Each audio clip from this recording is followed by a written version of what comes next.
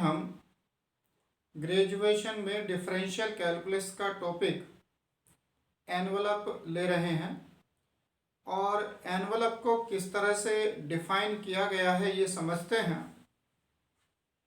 Envelope का जैसे कि मीनिंग है कि किसी दिए हुए फैमिली ऑफ कर्व को ढक देने वाला कर्व या उसको कवर कर देने वाला जो कर्व है उसे एनवलप कहा जाता है। तो मैथमेटिकली हम इसे कैसे डिफाइन करते हैं, आइए कुछ इसके बारे में समझते हैं।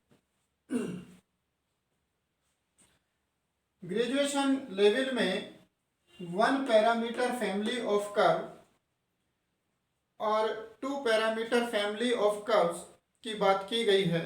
1 पैरामीटर फैमिली ऑफ कर्व में एक पैरामीटर इक्वेशन में होता है, जैसा कि आप देख रहे हैं कि x minus h square plus y square equal to 4 में कुछ इस तरह की क्वांटिटी हैं कि इसमें जो x और y हैं उन्हें वेरिएबल कहा जाता है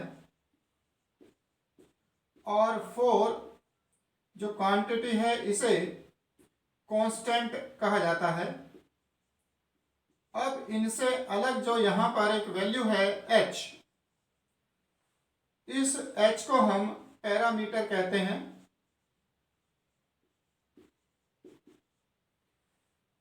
जो पैरामीटर है ये वर्ड कुछ इस तरह से यूज होता है कि हम किसी भी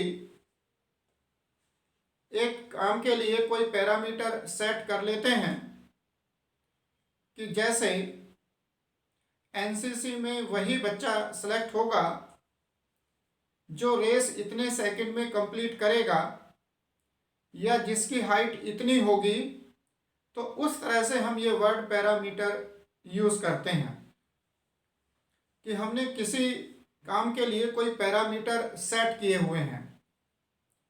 यहाँ पर ये जो h है ये उसी तरह से काम करता है और ये बताता है कि यहाँ पर x minus h square plus y square equal to 4 family of circles को रिप्रेजेंट करेगा और उन सभी सर्कल्स का सेंटर x एक्सिस पर होगा। यानी आप सर्कल्स की फैमिली को एक कंडीशन में बांध रहे हैं कि केवल वही सर्कल्स यहाँ पर हैं जिनका सेंटर x एक्सिस पर है। जो यहाँ पर पैरामीटर h है इसकी वैल्यू चेंज करने पर हमें फैमिली का एक मेंबर मिलेगा। तो एक पर्टिकुलर वैल्यू के लिए एक पर्टिकुलर मेंबर मिलता है। जैसे कि अगर हम h को 0 ले लें तो ये उस सर्कल की इक्वेशन होगी जिसका सेंटर 0,0 है और अगर हम इसमें h की वैल्यू 3 ले लें तो ये उस सर्कल की इक्वेशन है जिसका सेंटर 3,0 है। और इसी तरह से देखें कि h की डिफरेंट वैल्यूज के लिए हमें यहाँ पर डिफरेंट सर्कल्स मिलते हैं और सभी का सेंटर x एक्सिस पर होता है।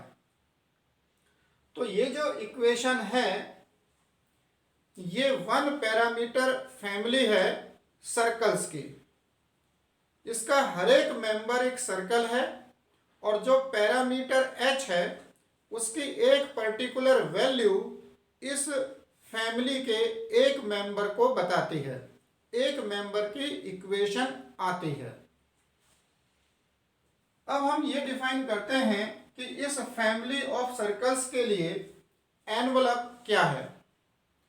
तो जैसा कि नाम से है कि ये जो फैमिली ऑफ सर्कल्स हम समझ रहे हैं इसको कवर करने वाला जो कर्व है या इसे ढक देने वाला, तो जितने भी सर्कल्स हम यहाँ पर देखेंगे उन सभी सर्कल्स को ढक देने वाली एक लाइन आप यहाँ पर बनाएंगे और ये लाइन y इक्वल टू 2 होगी जो इस फैमिली के हर मेंबर को टच करते हुए जाती है और उसी तरह से एक लाइन होगी y इक्वल टू -2 जो इस फैमिली के हर मेंबर को टच करते हुए जाती है। तो इस तरह से जो ये y इक्वल टू 2 और y इक्वल टू -2 ये इसके लिए एनवलप है, क्योंकि ये पूरी फैमिली को कवर कर रहा है। तो हम इसकी डेफिनेशन को इस तरह से कुछ समझते हैं। A curve that is tangential to each one of a family of curves in a plane, जो फैमिली के हर मेंबर को टच कर रहा है वो कर्व एनवलप है। लेकिन यहां पर हम एक और इक्वेशन देख रहे हैं सर्कल की, x² plus y square equal to a square, और इसमें x और y वेरिएबल्स हैं और a पैरामीटर है। इट मीन्स यहां पर भी ये फैमिली ऑफ सर्कल्स है और इससे बहुत सारे सर्कल रिप्रेजेंट हो रहे हैं, लेकिन उन सबका सेंटर ओरिजिन है 0,0 है और उनकी रेडियस इस a के अकॉर्डिंग चेंज हो रही है। अगर हम a की वैल्यू को 1 ले रहे हैं तो हमें वो सर्कल मिलता है जिसकी रेडियस 1 है। a इक्वल टू 2 लेते हैं तो वो सर्कल मिलेगा जिसकी रेडियस 2 है। इट मीन्स जो फैमिली ऑफ सर्कल्स है उसमें a की एक पर्टिकुलर वैल्यू इस फैमिली के एक मेंबर को बता रही है। लेकिन इस पर्टिकुलर केस में हम ये पाएंगे कि कोई कर्व हमें इस तरह से नहीं समझ आ रहा है जो इसके हर मेंबर को टच करता हुआ जाए। यानी ये जरूरी नहीं है कि आप हर फैमिली ऑफ कर्व्स के लिए एनवलप पता कर पाएं। तो फिर कैसे हम एनवलप को मैथमेटिकली डिफाइन करें? एनवलप आपको तभी मिलेगा जब फैमिली ऑफ कर्व्स में जो मेंबर्स हैं वो एक दूसरे को इंटरसेक्ट कर रहे हों। यहाँ पर फैमिली के मेंबर्स इंटरसेक्ट कर रहे हैं लेकिन इसमें इंटरसेक्ट नहीं कर रहे हैं। यहाँ पर हमें एनवलप दिखाई पड़ता है लेकिन इसमें एनवलप नहीं है। तो हम एनवलप को फिर इस तरह से डिफाइन करते हैं कि अगर फैमिली ऑफ कर्व में हम कोई दो मेंबर लें और उनके पॉइंट ऑफ इंटरसेक्शन को लिमिटिंग पोजीशन पर लेकर के लोकस पता करें, वो हमें एनवलप मिलता है। इसे हम इस तरह से समझते हैं कि हमने यहाँ पर ये दो सर्कल लिए हैं जो इस फैमिली के मेंबर्स हैं और ये उन दोनों के पर्टिकुलर पॉइंट ऑफ इंटरसेक्शन है।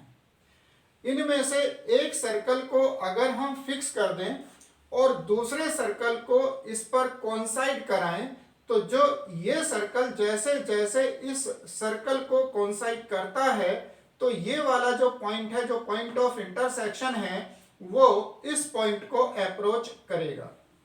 और इसी तरह से अगर हम इन दोनों सर्कल्स में इस सर्कल को फिक्स करते हैं और इस सर्कल को इसकी तरफ अप्रोच कराते हैं तो जो ये पॉइंट ऑफ इंटरसेक्शन है ये इस पर्टिकुलर पॉइंट को अप्रोच करता है। इट मीन्स अगर हम इस तरह से जो फैमिली ऑफ कर्व्स के किन्हीं दो मेंबर के पॉइंट ऑफ इंटरसेक्शन को लें और उसमें एक मेंबर को फिक्स करके दूसरे को पहले पर कोइंसाइड कराएं तो जो पॉइंट ऑफ इंटरसेक्शन की लिमिटिंग पोजीशन है उसके लोकस को एनवलप कहा जाता है। तो हम इसको इस तरह से डिफाइन कर रहे हैं, the envelope of A one parameter family of curves is the locus of the limiting positions of the points of intersection of any two members of the family when one of them tends to coincide with the other which is kept fixed। तो इनमें से अगर हम अब इस वाले को fix करें और इसको इस साइड पर अप्रोच कराएं और इस तरह से कि ये इस पर कोइंसाइड करे तो जो पॉइंट ऑफ इंटरसेक्शन है वो जिस पॉइंट को अप्रोच करता है उस पॉइंट का लोकस ये एनवलप है, और यहां पर भी यही कंडीशन लागू होती है। तो जो एनवलप है ये किस तरह से हम समझ रहे हैं, क्या इसकी डेफिनेशन है कि ये एक one parameter family of curve के लिए एनवलप वो कर्व है जो उसके दो मेंबर के पॉइंट ऑफ इंटरसेक्शन की लिमिटिंग पोजीशंस का लोकस होता है।